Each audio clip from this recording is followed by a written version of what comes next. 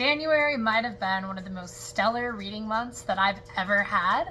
So let's go over my wrap up of the books I read and how I felt about them. I started this a couple years ago, in which I tried to start every single read, every first read of the year with N.K. Jemisin. And this year I finally read the 5th season.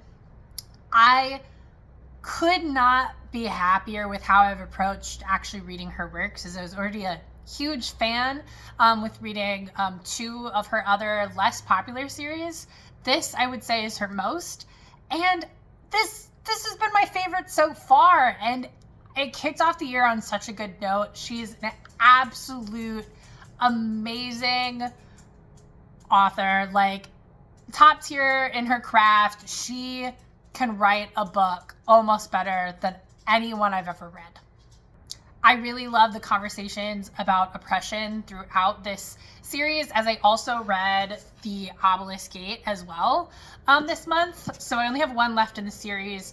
I like the way that she plays with point of view to really switch things up between books and what's going on, both to show us the broader context of the world and then also more like individualistic kind of problems and sources of adversity.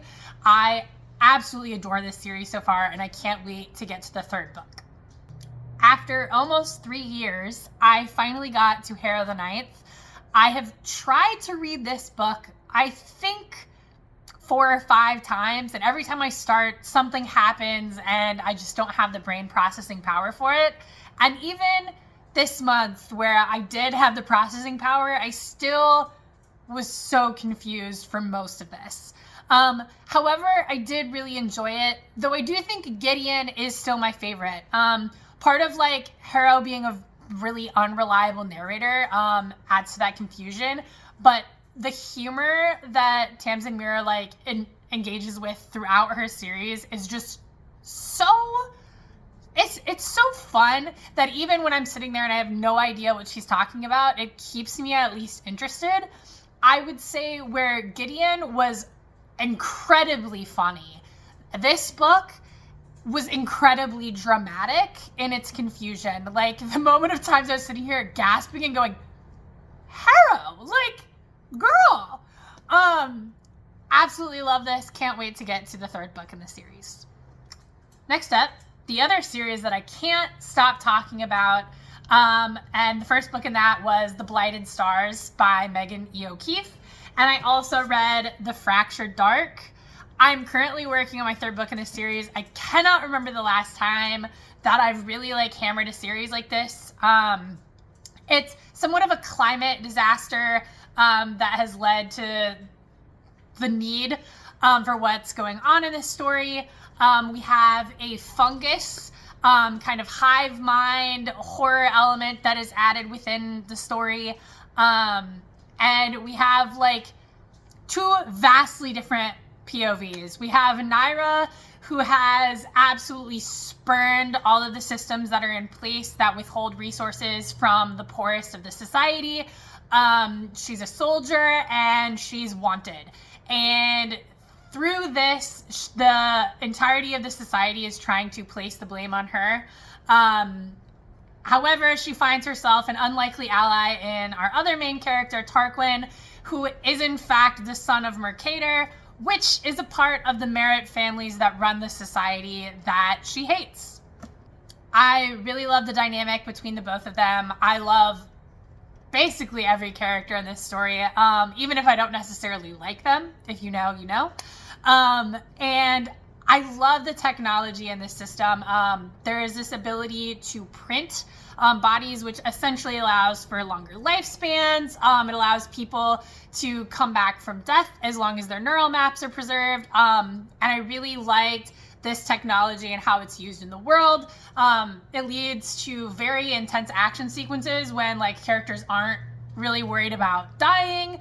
However, that they can, and there's this thing that can happen to them called cracking, which is when their neural map has gone beyond repair and then there's no hope. I love this series. I'm just eating it up, and I can't remember the last time, so please pick this up. I read 2 nonfiction books this month, which was How to Read. I really liked this, especially with what's going on right now. I think it's really important that we remember, besides things inherently having a political nature, because life is political, it also frames the context that it's not just books that need to be read, so to speak, but media and art and film. And so much of that critical thinking thought process has really been devalued by a lot of parts of society currently, and people forget to understand the context of situations that are happening, what context things were created for in the first place, and the intentions of the creator, all of those things that go into really understanding a piece of media, art, film, whatever. The other nonfiction book I read was Serviceberry. I thought this was really great for how short it was. It made me look at my little free library with even more love than I already have. It talks about the system of giving and how gift culture in and of itself builds a community that has faith and trust in one another. So much of our lives is driven by consumerism and the need to survive, that investing time, resource, energy into the community around you, whether that's nature or people, is so important. So it really made me look at something like that, like something where you're not expecting anything in return, can really just build up everything around you. I read The Maid and the Crocodile. This is set within the Raybearer world by Jordan Afueco, though it is a standalone and you don't have to read Raybearer to understand the context of this book. It's a retelling of Howl's Moving Castle, except if Howl was a little less self-centered and cared more about the freedom of peoples from oppression. I loved watching our main character really deal with her own internalized issues with the system, as she doesn't like it. However, she feels like she has to participate in it. And I watch her deal with how to dismantle that within herself, to really find at the core of herself what she wants and the kind of life she wants to have.